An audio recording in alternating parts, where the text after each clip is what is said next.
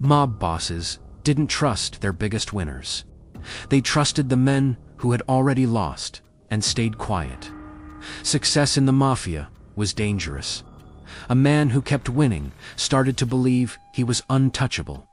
He talked more, moved faster, took credit, and credit creates visibility.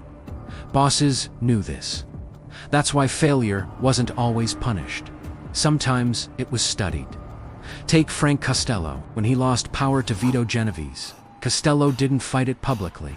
He didn't rally support, didn't challenge the decision, didn't create noise. He stepped back and stayed alive. That loss proved something important. Costello knew when not to escalate, and restraint mattered more than pride.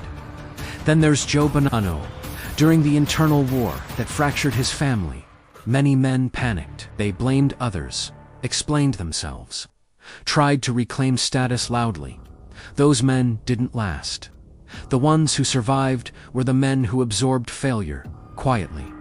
They adjusted. They stayed disciplined. They didn't demand explanations. Bosses watched closely. Failure stripped ego, and ego was the most dangerous thing a man could have. A man who had failed and learned didn't chase glory. He didn't rush promotion, didn't need to prove anything. He understood how fast things disappear. That made him predictable, and predictability was valuable. Meanwhile, constant winners were risks. They hadn't been tested yet. They didn't know how to lose, and men who don't know how to lose eventually overreach. That's the real rule.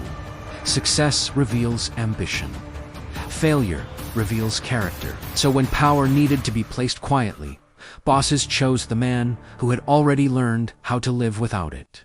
Because in the mafia, the most dangerous man was the one who still believed he couldn't fall. Follow for the next chapter. Next, why mob bosses never acted consistently, and how confusion kept them in power.